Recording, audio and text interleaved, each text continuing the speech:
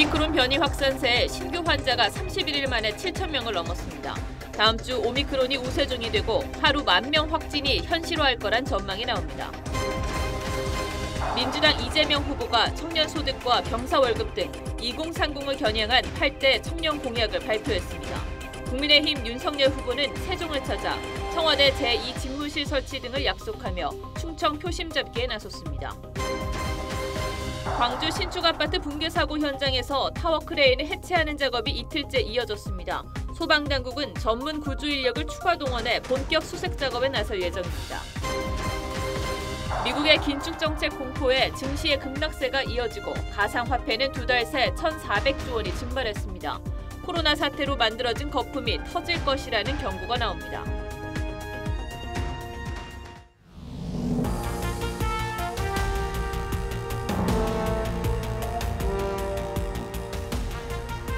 시청자 여러분 안녕하십니까? 뉴스7의 김명우입니다. 오미크론 변이의 확산으로 오늘 발표된 코로나 확진자 수가 7,000명을 넘어섰습니다.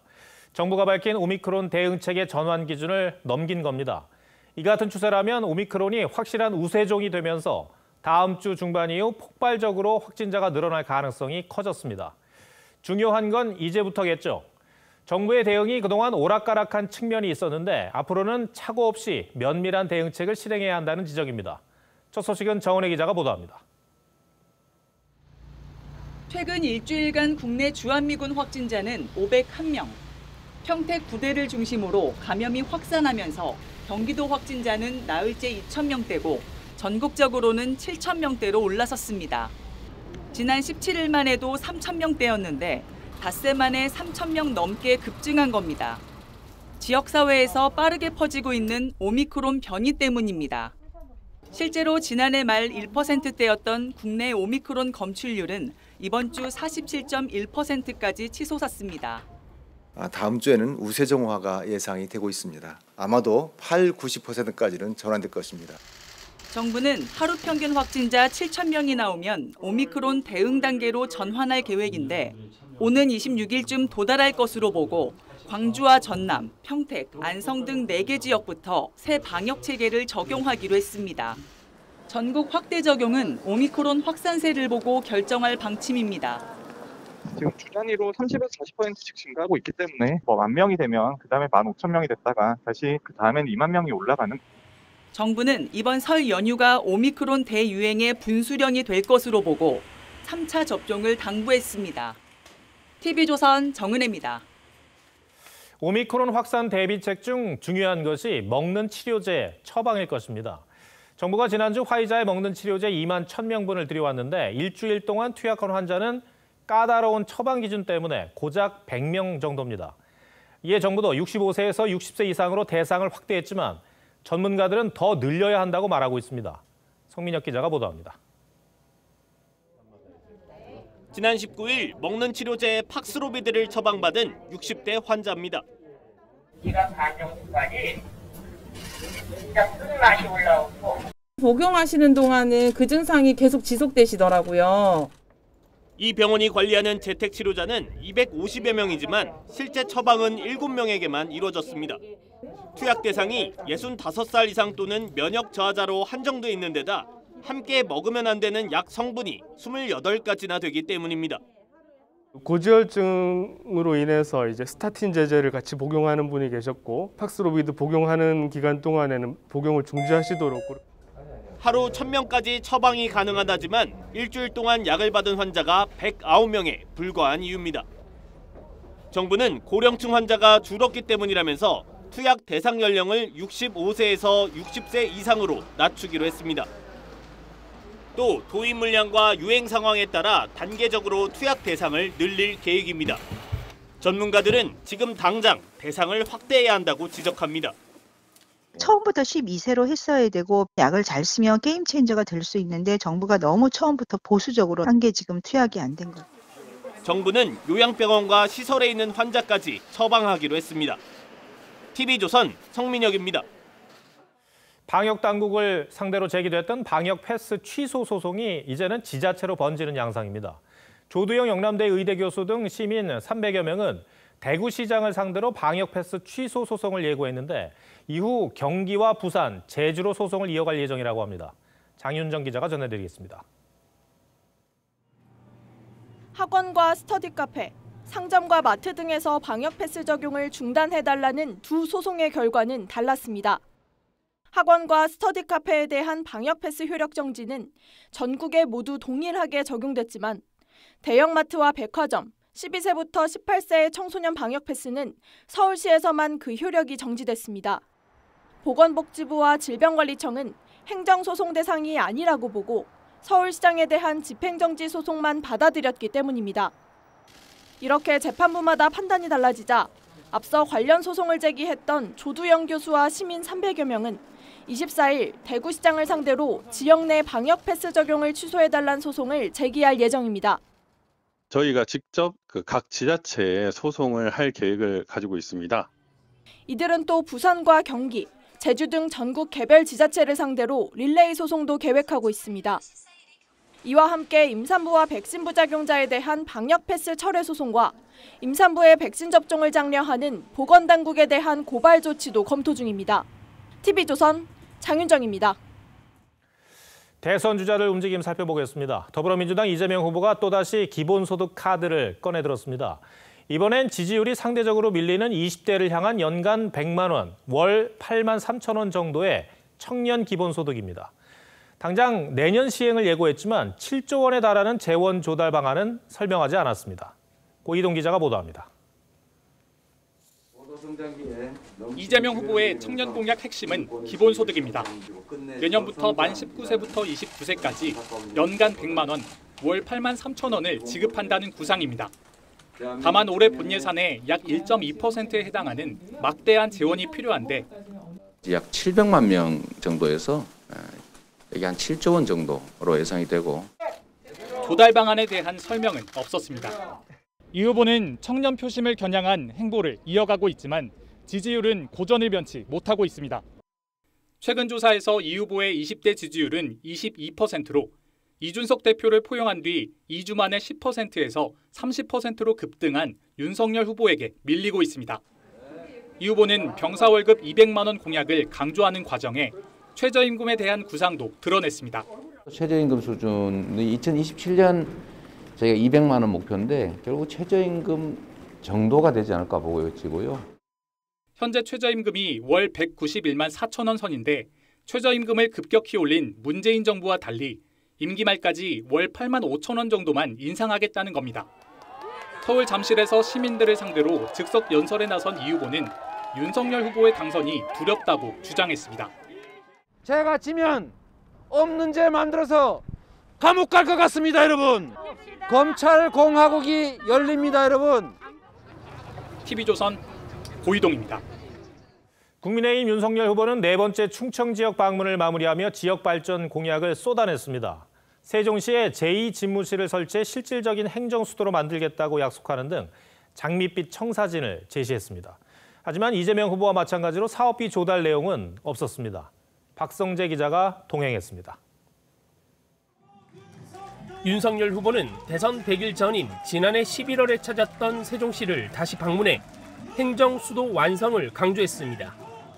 앞으로 명실상부한 대한민국의 행정 수도, 정치의 수도로서 세종시가 50만 이상의 도시가 될 수 있도록 세종에 제2집무실을 설치하고 서울 상암동과 같은 디지털 미디어 센터 조성, 경제 자유구역 지정 등도 공약했습니다. 윤석열 후보는 충청의 아들임을 강조하며 우리나라의 중심인 충북에서 정권 심판에 앞장서 달라고 호소했습니다. 저와 함께 새로운 대한민국의 봄을 함께 만들어 주십시오. 대전과 세종, 청주 도심을 지나 청주 공항을 연결하는 광역철도를 건설해 충청권 메가시티를 조성한다는 게 핵심입니다. 장밋빛 청사진이 대거 제시됐지만 사업비 조달이나 부동산 투기 방지 방안 등은 제시되지 않았습니다. 윤 후보는 생활 밀착형 공약으로 대중소기업의 복지제도 공유를 제시했습니다. 대기업이 가진 콘도를 협력사 직원에게 이용하도록 해주면 세제 혜택을 주겠다는 겁니다. 선거에 지면 검찰 공화국이 되고 자신은 감옥에 갈 것이란 이재명 후보의 주장은 일축했습니다. 국민들께서 다 판단하실 거라고 생각합니다. 없는 죄 만들어서 감옥 보내는 정권이 생존할 수 있겠습니까? TV조선 박성재입니다. 진중권 전 교수의 복당으로 힘을 얻은 정의당 심상정 후보는 본격적인 정책 행보에 시동을 걸었습니다. 국민의당 안철수 후보는 고향인 PK 지역을 찾아 거대 양당 후보를 비판하며 주춤해진 지지율 끌어올리기에 나섰습니다. 장영욱 기자입니다. 의학 전문 유튜브 채널에 출연한 심상정 후보는 답보 상태인 지지율에 답답하다면서도 웃으며 의지를 다졌습니다. 마음이 더 바쁩니다. 네, 지지율이 안 올라가서 마음이 더 바쁩니다. 그러게요. 심 후보는 이재명 후보가 제시한 탈모 지원을 포함해 비만과 여드름 치료에도 본인 부담비를 100만 원 이내로 하겠다고 약속했습니다. 또 산재 신청을 당사자가 아닌 병원이 대신하고 보상도 확대하겠다고 공약했습니다. 단죄냐 아니냐 다 따진 이후에 치료받는 게 아니라 선 치료를 하고 그리고 후 평가를 하는 식으로. 안철수 후보는 2박 3일 일정으로 PK 지역을 찾아 이재명 후보의 욕설, 김건희 씨의 통화 녹취를 싸잡아 비판하며 자신이 야권 단일 후보가 돼야 한다고 주장했습니다. 저 혼자 미래에 대해서 이야기하고 있습니다. 이재명 후보를 지지하던 민주당 당원들도 저를 지지하는. 또 민주노총을 겨냥해 강성 귀족 노조는 일자리 창출을 막는 해악이라며 불법과 떼법을 엄단하겠다고 했습니다. TV조선 장용욱입니다. 화천대유 대주주 김만배 씨가 이른바 50억 클럽 인사들에게 거액을 챙겨주려 한 정황이 담긴 녹취록이 공개됐죠. 당사자 실명이 거론되고 내용도 구체적이어서 검찰의 부실수사 비판마저 더욱 커지고 있습니다. 이 녹취록이 지지부진한 검찰의 50억 클럽 수사의 기폭제가 될 수 있을지 오늘의 포커스는 이채영 기자가 녹취록과 50억 클럽 수사에 맞춰봤습니다. 대장동 사업 특혜 논란이 제기된 건 지난해 9월. 대장동 개발 사업으로 특정 민간업체가 수백억 원대 이득을 챙긴 사실이 알려졌습니다. 서울중앙지검은 검사 25명을 투입해 전담수사팀을 구성했습니다. 검찰은 대장동 사업에 관여한 화천대유 김만배 씨 등 핵심 5인방을 기소했지만 정관계와 법조계 등 유력 인사를 상대로 한 로비 의혹 수사는 뻗어나가지 못했습니다. 그런데 재판이 시작되자 일찌감치 검찰이 증거로 갖고 있었던 정모 회계사의 녹취록이 언론에 공개됐습니다. 김만배 씨는 녹취록에서 대장동지구 한 곳 분양으로 420억 원을 벌었고 이를 50억 클럽 인사들에게 각각 50억 원씩 준다고 밝혔습니다. 50억 클럽에 거명된 인사는 최재경 전 청와대 민정수석, 김수남 전 검찰총장, 곽상도 전 의원과 박영수 전 특검 등 6명. 녹취록에는 곽 전 의원에게 아들을 통해 돈을 전달하는 방법과 박영수 전 특검이 화천대유에 5억 원을 입금한 사실 등 50억 클럽 인사와 관련한 구체적인 내용이 담겼습니다. 그런데도 검찰은 50억 클럽에 거명된 김수남 전 총장과 최재경 전 수석 등 검찰 고위직 출신은 조사조차 하지 않았습니다. 이 때문에 법조계의 안팎에서는 봐주기 수사, 부실 수사라는 비판이 터져나오고 검찰 수사를 바라보는 국민들의 시선도 곱지 않게 됐습니다. 허위가 개입될 정황이 많이 보이지 않거든요. 이제 수사의 내용을 알기 때문에 시민의 입장에서도 이 수사가 적극적으로 이루어져야 한다는 여론이 형성될 수 있을 것입니다. 검찰은 오히려 공정한 수사를 해왔다며 녹취록 유출이 재판과 수사에 지장을 줄 우려가 있다고 반발합니다. 녹취록 공개가 검찰의 50억 클럽 수사가 공정하고 철저하게 이루어지는 기폭제가 될 수 있을지 뉴스7 포커스였습니다. 1조 6천억 원대 규모의 펀드 환매 중단 사태로 엄청난 피해가 난 이른바 라임 사태와 관련해 핵심 인물인 메트로폴리탄 김모 회장의 측근 정모 씨가 조금 전 국내로 송환됐습니다. 검찰은 정 씨가 도피 자금을 댄 것으로 알려진 김 회장의 소재를 집중 추궁할 것으로 보입니다. 안윤경 기자가 보도합니다. 인터폴 적색 수배 중이던 정모 씨가 필리핀에서 체포된 건 8일. 이후 현지 외국인 수용소에 수감돼 있었는데 양국 간 인도 절차가 마무리돼 국내로 송환됐습니다. 정 씨는 체포 14일 만인 오늘 오후 5시 40분쯤 인천공항에 내리는 항공편으로 우리나라에 도착했습니다. 정 씨는 필리핀에서 대리 게임이 가능한 원격 카지노를 운영해 약 700억 원대 불법 이득을 취한 혐의를 받습니다. 이 돈의 일부는 메트로폴리탄 김모 회장의 해외 도피 자금으로 사용된 걸로 추정됩니다. 김 회장은 라임 사태 때 2천억 원이 넘는 돈을 횡령한 혐의를 받는 핵심 피의자입니다. 김봉현 전 스타모빌리티 회장보다 횡령액이 더 큰 상태로 잠적해 사실상 라임 실소유주라는 주장이 제기되기도 했습니다. 김 회장은 2019년 10월 출국한 뒤 장기간 소재가 파악되지 않아 검찰이 지난해 11월 기소 중지 처분을 내렸습니다. 검찰은 정 씨를 상대로 김 회장의 행방과 횡령한 자금의 흐름 등을 집중적으로 수사할 방침입니다. TV조선 안윤경입니다. 네, 광주 신축 아파트 붕괴 사고가 발생한 지 오늘로 12일이 됐지만 아직도 실종자 수색 작업은 제대로 이루어지지 못하고 있습니다. 수색 작업의 걸림돌인 타워크레인 해체 작업이 지연돼 오늘까지 이어졌는데요. 피해 가족들은 소방당국에만 맡길 게 아니라 현대산업개발이 적극 나서야 한다고 목소리를 높였습니다. 차순우 기자입니다. 어제 타워크레인 8부분과 무게추를 제거하면서 해체 작업은 70% 정도 완료됐습니다. 이제 남은 건 조종실과 턴테이블이라고 부르는 선회 장치만 떼어내면 되는데 계획보다 늦어지고 있습니다. 현장에서 작업자 안전을 위해 상층부에 있는 거푸집 제거를 먼저 하기로 결정한 겁니다. 위에 있는 RCS 폼 제거를 하는 것이 타워크레인 해체에 안전하다라는 의견이 있어 31층과 38층의 건물 중심벽을 철제 구조물로 지지하는 외벽 안정화 작업도 미뤄질 예정입니다. 22층 이상 상층부 진입을 막고 있는 콘크리트와 철근 잔해물 제거를 위해선 반드시 필요한데 이 작업도 주말을 넘기게 됐습니다. 다음 주 초면 정밀수색 재개를 기대했던 실종자 가족들은 애가 탑니다. 이들은 현대산업개발 측이 장비나 인력을 늘려 더 적극적인 구조활동에 나설 것을 촉구했습니다. 그럼 그 안전을 확보해야 될 때가 누굽니까? 현산이 해줘야 되는 거고. 22층 이하 수색 작업은 하루 만에 재개됐지만 오후 들어 중단됐습니다. 소방본부는 상층부 거푸집 제거 작업이 마무리되는 대로 수색 작업을 이어갈 방침입니다. TV조선 차순우입니다. 실종자 가족들은 애가 타는데 이런 아픔을 기회 삼으려는 투기꾼들의 행태가 눈살을 찌푸리게 하고 있습니다. 사고가 난 아파트에 급매물을 찾는 전화가 이어진다는데요. 박건우 기자가 취재했습니다.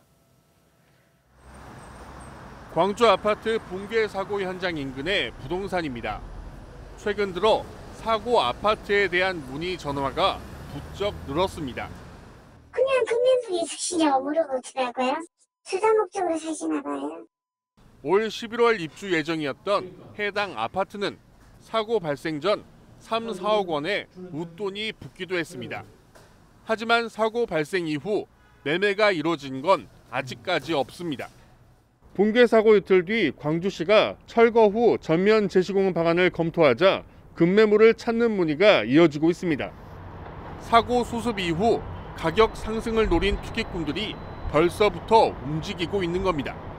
요 근래 한 일주일 동안 한 6-7통 받았으니까 거의 하루에 한 통꼴은 받은 것 같아요. 한 부동산 사이트에서는 사고 이후 해당 아파트 조회수가 300배 가까이 폭등했습니다. 하지만 입주 예정자가 내놓은 매물이 없어 실제 거래가 이루어지진 않았습니다. 광주시와 서구청은 급매물을 노리고 부당한 거래를 하거나 시세 조작에 가담하는 투기 세력이 있는지 조사할 계획입니다. TV조선 박건우입니다. 오늘 오후 경기 포천에 있는 스키장에서 리프트가 역주행하는 사고가 발생했습니다. 탑승객 100여 명이 2시간 가까이 리프트에 매달린 채 고립되거나 스스로 지상으로 뛰어내려 탈출했는데요. 취재기자 연결해 보겠습니다. 배상윤 기자, 다친 사람은 없습니까? 네, 리프트에 타고 있던 이용객들은 모두 구조된 상태입니다. 다행히 경상자 1명을 제외하고는 아직까지 크게 다친 사람은 없는 것으로 파악되고 있는데요. 현재 스키장 운영은 전면 중단됐고 리프트 주변은 출입이 완전히 통제된 상태입니다. 오늘 오후 3시쯤 경기 포천시의 베이스타운 스키장에서 리프트가 역주행하는 사고가 발생했습니다. 사고가 난 곳은 상급자 코스로 향하는 리프트로 100여 명이 이용 중이었습니다. 정상 방향으로 올라가던 리프트가 갑자기 반대 방향으로 빠르게 움직이면서 탑승객들이 공포에 떨었습니다. 일부 탑승객들은 승하차장에 도착하기도 전에 충돌을 우려해 지상으로 뛰어내리기도 했습니다. 소방당국은 현재까지 61명이 구조됐고 39명이 자력으로 대피했다고 밝혔습니다. 또 7살 어린이 1명이 타박상을 입은 것을 제외하면 큰 부상자는 없는 것으로 파악됐습니다. 소방당국은 현장에 응급의료소를 설치해 운영 중이며 피해 규모와 사고 원인 등도 조사 중입니다. 포천 베이스타운 스키장에서 TV조선 배상윤입니다. 오늘 새벽 일본 앞바다에서 규모 6.6의 지진이 발생했습니다. 부산과 울산 등에서도 이 진동이 감지됐는데요. 공포를 느낀 시민들의 신고가 800건 넘게 들어왔지만 다행히 피해는 없었습니다. 하동원 기자입니다. 집안 전체가 크게 뒤흔들리고 집기등이 바닥으로 떨어집니다. 오늘 새벽 1시 8분쯤 일본 오이타현 오이타 남동쪽 75km 해상에서 규모 6.6 지진이 발생했습니다. 이번 지진 여파로 밤사이 우리나라에서도 큰 진동이 감지됐습니다. 특히 부산에서는 진도 3 규모의 진동이 감지되면서 소방신고만 800건 넘게 접수됐습니다. 진도 3 규모의 진동은 건물 위층에 있는 사람이 현저히 흔들림을 느낄 수 있는 강도입니다. 흔들렸다고, 이 진동을 느꼈다고 그렇게 막 문의 전화 이런 게 굉장히 많아요. 경남과 울산에서도 진동을 느꼈다는 소방신고가 100건 넘게 이어졌습니다. 경북과 전남 등에도 진동이 감지되면서 특히 과거 큰 지진 피해를 겪은 포항 주민들은 또 한 번 가슴을 쓸어내렸습니다. 저희는 포항 지진을 느껴봤기 때문에 지진이라 그러면 다들 좀 많이 무서워하거든요. 그 심리적으로 많이 불안했죠. 소방당국은 다행히 이번 일본 지진으로 인한 국내 피해는 없다고 설명했습니다. TV조선 하동훈입니다. 미국 중앙은행이 예상보다 강한 긴축 정책을 펼칠 수 있다는 공포가 자산 시장을 짓누르고 있습니다. 가상화폐는 2달 새 1,400조 원이 날아갔고 글로벌 증시도 하락세를 면치 못하고 있습니다. 코로나 사태로 만들어진 슈퍼 버블이 조만간 터질 수 있다는 경고까지 나옵니다. 김주영 기자입니다. 디지털 금으로 불리며 젊은 층이 주로 투자했던 비트코인. 하지만 어제 나스닥 지수가 급락하자 덩달아 10% 넘게 빠지면서 35,000달러까지 폭락했습니다. 지난해 11월 고점 대비 40% 이상 떨어진 가격입니다. 2달 새 가상화폐 시장에선 1,400조 원이 증발했습니다. 미 중앙은행인 연준이 올해 최소 3차례 금리 인상과 양적 긴축까지 예고하면서 시장이 공포감에 휩싸였다는 분석입니다. 이 정도로 빠른 속도로 유동성을 축소시킨 사례가 없었고요. 가상화폐는 자금 유입 속도가 어마어마했거든요. 그만큼 유동성 축소 시기에 조정을 받는 폭도 커질 수밖에요.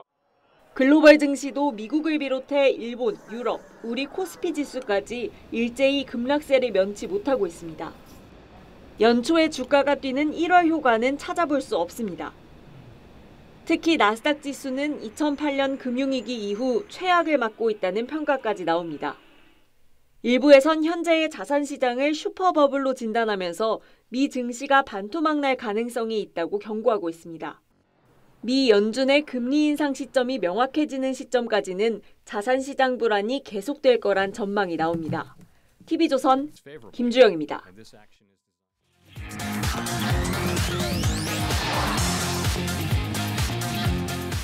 증권가에서 말하는 따상의 꿈을 쫓아 무려 440만 명이 움직였습니다. LG 에너지솔루션 공모주 청약, 왜 이렇게 광풍이었을까요?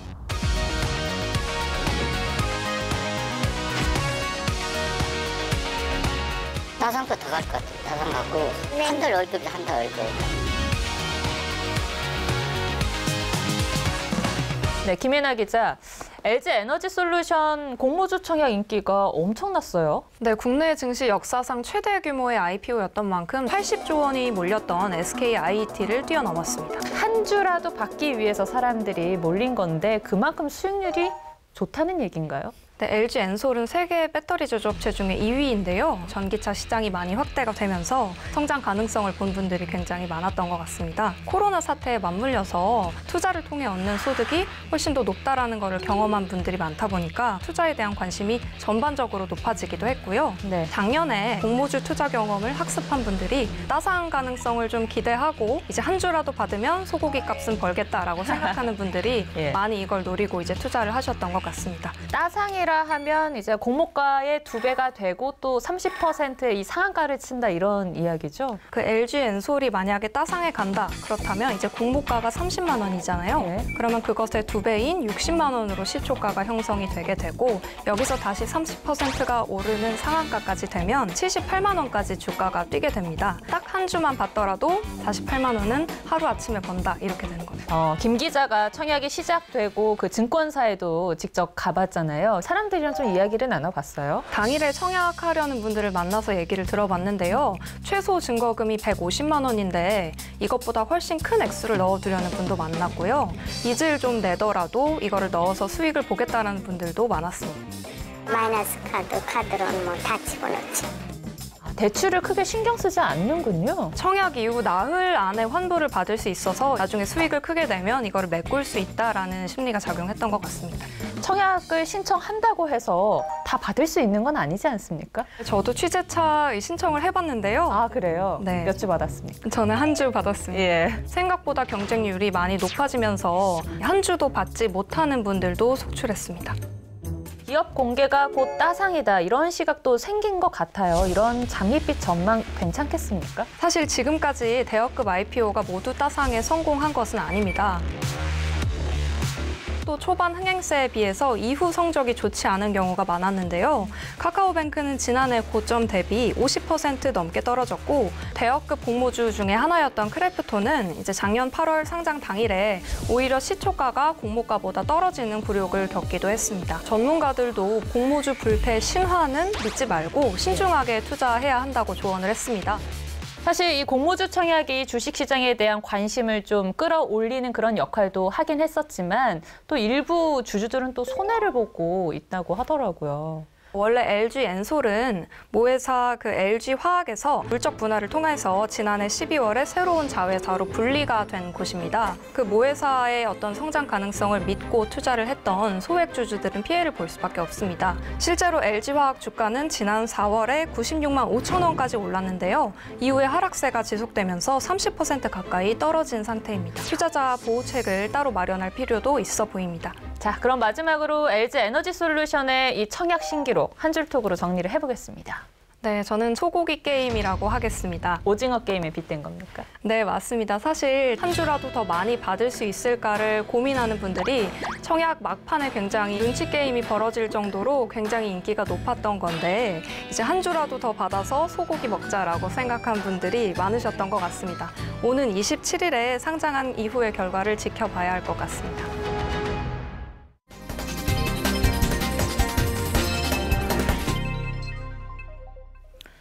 네, 1, 2인 가구가 늘고 코로나 사태가 길어지면서 편의점 시장도 급성장하고 있습니다. 가까운 곳에서 필요한 양만 살 수 있는 편리성이 사회 현상과 잘 맞물린 건데요. 유통업계도 몸집 불리게 한창입니다. 이정민 기자입니다. 점원 대신 로봇의 안내로 손바닥 결제를 하고 손바닥을 올려주세요. 결제가 완료되었습니다. 앱으로 물건을 담으면 도보 배달은 물론 드라이브스루, 로봇 배송까지 가능한 편의점. 이른바 땡처리 제품부터 반려동물 장례용품, 고가의 양주, 명품까지 판매합니다. 다양한 상품을 구입할 수 있고요. 배달, 세탁 서비스 등 여러 가지 서비스를 이용할 수 있어서 자주 방문하는 편입니다. 코로나 장기화로 집에 주로 머무는 집콕 쪽과 1, 2인 가구 증가, 고령화가 맞물리면서 편의점의 성장세는 무섭습니다. 이미 백화점 매출을 넘어섰고 조만간 대형마트도 추월할 기세입니다. 1인 가구가 점차 늘고 코로나19가 장기화됨에 따라 편의점에서 장 보는 소비가 점차 늘어나고 있습니다. 앞으로도 MZ세대를 중심으로 유통업계도 알짜가 된 편의점 사업 확장에 심혈을 기울이고 있습니다.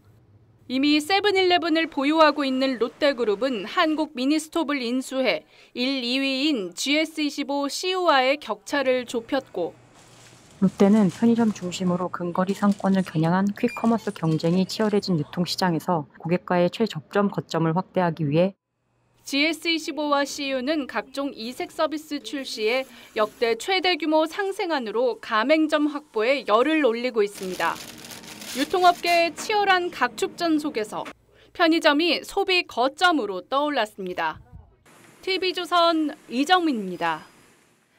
네, 추위에도 명당으로 불리는 복권 판매점 앞엔 긴 줄이 늘어서죠.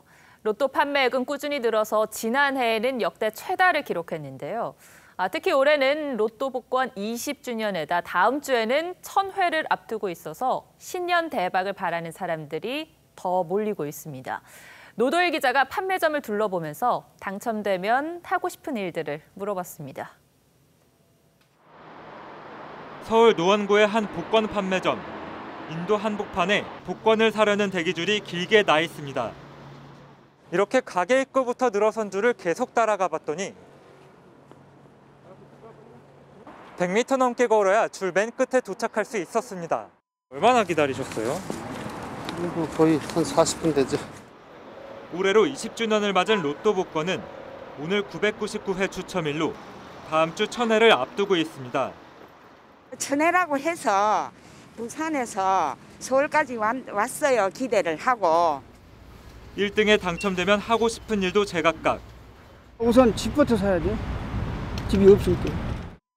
로또 복권 판매액은 2008년부터 꾸준히 늘어 지난해 역대 최대 판매액인 5조 1,371억 원을 기록했습니다. 지난해 전체 국민 중 약 62%가 복권 구매 경험이 있는 것으로 파악되는데 특히 40대는 74%로 가장 비율이 높았습니다. 예전엔 장년층이 많았는데 요즘은 젊은 새내기들도 관심을 갖고 많이 오는 것 같아요. 최근 로또 인기는 코로나로 경마장과 카지노 등 다른 사행산업이 문을 닫으며 상대적으로 몰렸기 때문이라는 분석도 나옵니다. TV조선 노도일입니다. 우크라이나의 군사적 긴장은 해를 넘겨 계속되고 있는데 미국과 러시아는 돌파구를 찾지 못하고 있습니다. 밤사이 두 나라 외교수장이 만나서 성과 없이 헤어졌습니다. 그래도 대화는 하겠다는 입장이어서 일단 시간은 번 셈입니다. 류주현 기자입니다. 예비군들이 전의를 다집니다. 때마침 에스토니아 등 나토 가입국들이 우크라이나에 대전차 미사일과 군수품을 지원하기로 했습니다. 러시아는 벨라루스의 군을 집결시키고 140척 이상의 함정과 60여 대 군용기를 동원해 합동훈련을 할 거라는 계획을 발표했습니다. 군사적 긴장이 점점 높아지는 가운데 미국과 러시아의 외교수장들이 만났습니다. 물론 혹시나는 역시나로 끝이 났습니다. I conveyed the position of the United States and our European allies and partners that we stand firmly with Ukraine in support of its sovereignty and territorial integrity. 러시아도 안전보장에 대한 요구를 굽히지 않았습니다. 대신 일촉즉발을 넘길 시간을 벌었습니다. Как США относятся к выполнению этого своего обязательства? Я вам сказал, что это не конец нашего диалога. На следующей неделе мы получим, как несколько раз подчеркнул Энтони Блинкен, получим письменную реакцию. 앞서 러시아는 지난달 15일 미국과 나토 측에 안전보장에 관한 2개의 문서를 전달했습니다. 블링컨 미 국무장관은 필요하다면 두 대통령이 만날 수도 있다고 말해 극적인 타결 가능성도 열어뒀습니다. 바이든은 이번 주말 캠프 데이비드에서 안보팀과 이를 논의할 계획입니다. TV조선 류주현입니다. 문재인 대통령이 설 명절 선물로 보낸 선물 세트에는 이 독도를 배경으로 한 일출 그림이 그려져 있습니다. 그런데 청와대가 이 선물 세트를 주한 일본 대사관과 청와대를 출입하는 일본 기자들에게도 보냈는데 이걸 일본 대사관 측이 반송해 논란입니다. 무엇보다 독도의 영유권을 주장하며 이런 행위를 한 일본이 어이없지만 일본에 보내는 설 선물에까지 굳이 이 그림을 넣었어야 했는지 한 번쯤 생각해 볼 필요도 있을 것 같습니다. 윤동민 기자 리포트 전해드리고 뉴스야 이어가겠습니다. 지난 18일 문재인 대통령 내외 이름으로 발송된 설 명절 선물 세트입니다. 광양 매실액, 김포 문배주 등이 담겼는데 포장 상자엔 독도 사이로 해가 떠오르는 그림이 그려졌습니다.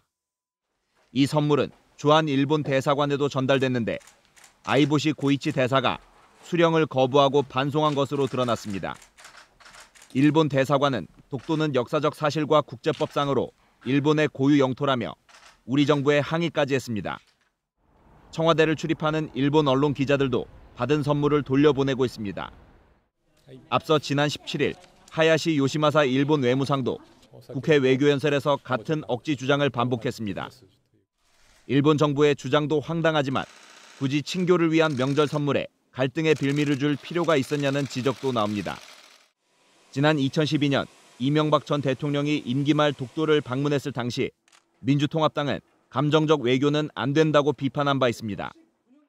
앞서 2020년 설에도 문 대통령은 일본의 수출 규제에 대응하는 관계자들에게 선물을 보내 총선을 앞두고 반일 마케팅을 한다는 지적을 받았습니다. 청와대는 주한 일본 대사관의 선물 반송에 대해선 특별한 입장이 없다고 했습니다. TV조선 윤동빈입니다.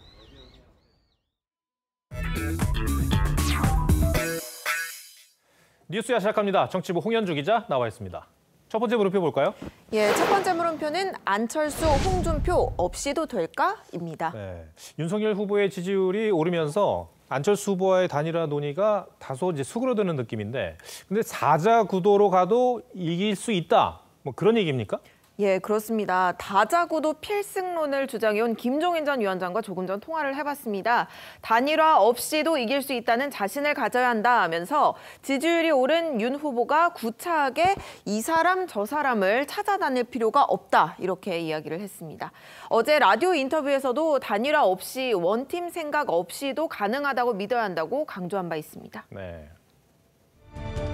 사실 단일화를 하든 안 하든 내가 당선될 수 있다는 그런 방향으로 선거를 끌고 가려고 노력을 해야 되는 거라고는 봐요. 그러니까 사실은 지나치게 무슨 원팀 이런 생각을 할 필요가 없어요, 후보가.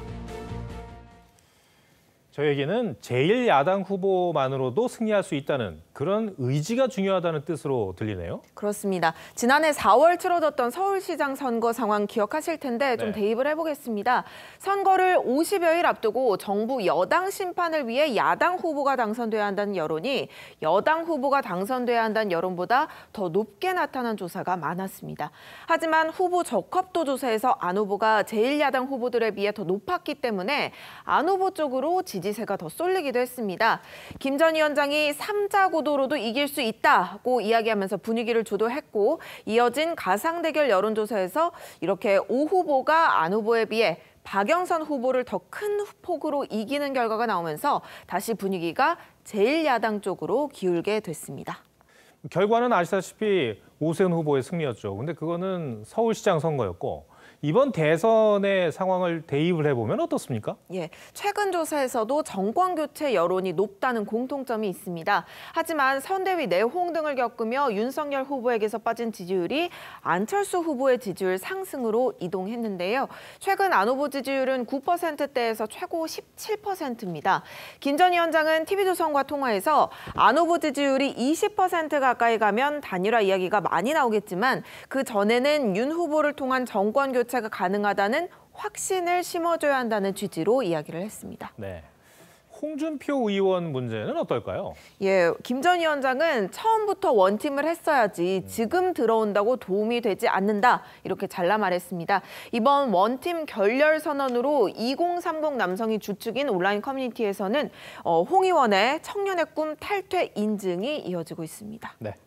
첫 번째 물음표 정리해 주시죠. 예, 첫 번째 물음표 안철수, 홍준표 없이도 될까?의 느낌표는 윤석열만 잘하면 끝으로 하겠습니다. 네. 대선까지 이제 불과 46일 남았습니다. 대장동 리스크, 부인 리스크 대부분이 드러나 있기 때문에 남은 승부처는 TV 토론 정도로 볼 수 있겠습니다. 윤 후보가 여기서 실패하면 다시 단일화나 원팀 이야기가 나올 테고 잘하면 승기를 잡을 가능성이 높아진다고 볼 수 있겠습니다. 알겠습니다. 두 번째 물음표는 뭡니까? 예, 두 번째 물음표는 진중권 복당, 윤석열을 위해입니다. 네. 진중권 전 교수가 2년 만에 정의당에 복당을 했는데 그게 윤석열 후보를 위해서라고요? 예, 누구 주장이냐면요. 민주당 최민희 전 의원의 주장입니다. 네. 최 전 의원의 SNS에서 진 전 교수 복당을 두고 윤석열을 위한 몸부림이다라고 평가를 했습니다. 진보표를 분열시켜 윤석열을 당선시키려는 얄팍한 꼼수라는 건데 진 전 교수를 진보 분열의 아이콘, 평론 철새라고 맹비판하기도 했습니다. 네. 민주당 입장에서는 이재명 심상정 후보 단일화도 염두에 두고 있었을 텐데 예. 진중권 전 교수가 복당을 하면서 심상정 후보는 단일화하면 안 된다라고 선을 확 그었잖아요. 예. 달가울 리가 없겠어요, 민주당 입장에서는. 그렇습니다. 진 전 교수는 심상정 후보가 어떤 정치 세력과도 단일화해서는 안 된다, 이런 입장도 밝혔습니다. 진보의 가치를 팔아서는 안 된다, 정의당은 끝까지 남아서 가치를 지켜야 한다, 이렇게 주장했습니다. 우리가 반성할 부분 철저하게 반성하고 고칠 부분은 고치고 처음부터 다시 출발한다. 그 진보 정치의 재구성 있지 않습니까? 그런 측면에서. 실제로 이재명 후보와 심상정 후보 단일화가 성사되지 않는다면 이재명 후보에게 많이 불리합니까? 예, 일주일 전 진행된 조사를 하나 찾아봤습니다. 양쪽 모두 단일화가 성사가 돼서 이재명 대 윤석열 양자 대결로 선거가 치러진다고 가정을 했을 때 43% 대 42.4%로 접전이라는 결과가 나왔습니다.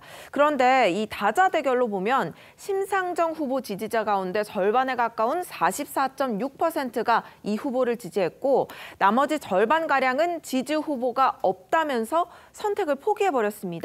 윤 후보에게는 7.7%가량이 가는데 그쳤거든요. 따라서 민주당 입장에서는 심상정 후보의 완주가 부담스러울 수밖에 없는 겁니다. 현재 상황에서는 범여권 단일화도 심 후보의 후보직 사퇴도 가능성이 별로 없다는 분석입니다. 진중권 전 교수가 복당을 하면서 심상정 후보 지지율도 좀 오를까요?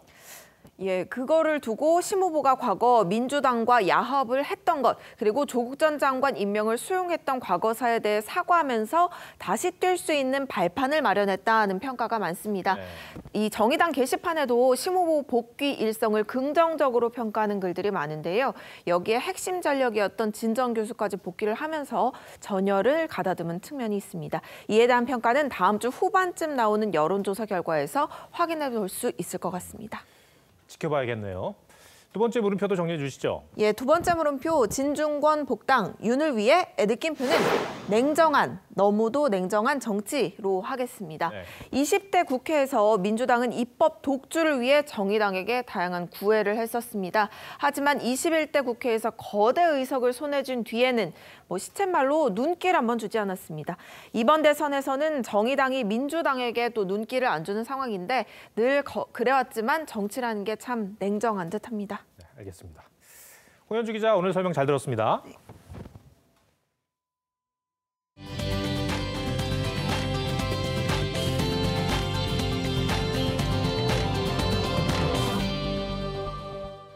몰도바를 상대한 우리 축구대표팀이 4대0 대승으로 월드컵 최종 예선에 앞선 평가전을 기분 좋게 마쳤습니다. 우리 피겨의 간판 차준환은 개인 최고점 연기로 베이징 올림픽에 대한 기대감을 높였습니다. 이다솜 기자입니다. 전반 20분 권창훈의 크로스를 김진규가 가볍게 밀어넣으며 선제 득점을 기록합니다. 시작이 좋은 대표팀. 전반 33분 이번엔 백승호가 상대 수비벽을 피하는 절묘한 프리킥으로 또 한 번 골망을 가릅니다. 후반 시작과 함께 터진 권창훈의 득점에 이어 데뷔전 데뷔골, 조영욱의 페널티킥까지 벤토우가 몰도바를 상대로 4대0 대승을 거두며 모의고사를 완벽하게 마쳤습니다. A good game, achieving a good result, but the most important is the way that we are preparing. 최근 두 차례의 평가전에서 6명의 선수가 득점하는 등 치열한 내부 경쟁을 예고한 가운데 대표팀은 오는 27일 레바논과 카타르 월드컵 최종 예선 7차전을 치릅니다. 피겨 간판 차준환은 올림픽 모의고사를 기분 좋게 치렀습니다. 첫 번째 과제인 쿼드러플 살코를 완벽하게 성공하며 가산점을 챙긴 차준환. 트리플 악셀도 문제없습니다. 환상적인 스텝 연기까지 98.96점으로 개인 최고점을 경신하며 4대6 대회 쇼트 프로그램 1위를 차지했습니다. 프리 경기는 내일입니다. 차준환이 개인 최고 성적으로 4대6 대회를 마치고 최고의 컨디션으로 베이징에 입성할 수 있을지 주목됩니다. TV조선 이다솜입니다.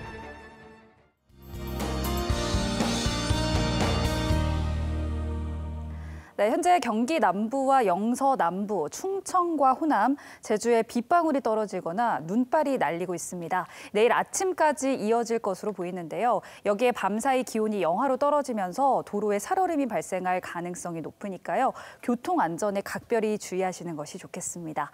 오늘 볼에 닿는 공기가 한결 부드러웠죠. 내일은 오늘보다 기온이 더 오르겠습니다. 서울 아침 기온 영하 2도로 오늘보다 3도가량 높게 출발을 하겠고요. 낮 최고 기온 서울 7도, 대전 9도, 대구는 무려 12도까지 기온이 오르면서 특히나 남부지방은 10도를 웃도는 포근한 날씨가 예상됩니다. 다만 미세먼지에는 주의를 하셔야겠는데요. 내일 수도권과 충청, 전북과 대구의 초미세먼지 농도 종일 나쁨 수준 예상됩니다. 호흡기 건강 잘 챙기시기 바랍니다. 휴일인 내일 밤부터 동해안을 중심으로는 눈 또는 비가 내리겠고요. 다음 주까지 큰 추위는 없을 것으로 예상됩니다. 날씨였습니다. 14조 원 규모의 추경안이 확정됐습니다. 당장은 돈이 없어 10조 원가량을 빚을 낸다죠. 이제 누군가는 태어나면서부터 2천만 원이 넘는 나라 빚을 짊어지는 셈입니다. 상황이 이런데도 추경안 잉크가 마르기도 전에 여야 대선 후보는 증액론을 꺼냈습니다. 차기 정부의 재원으로 35조 원을 마련해서 그리고 지금 14조 가지고는 터무니없이 부족하다고. 돈풀기 약속은 계속됩니다.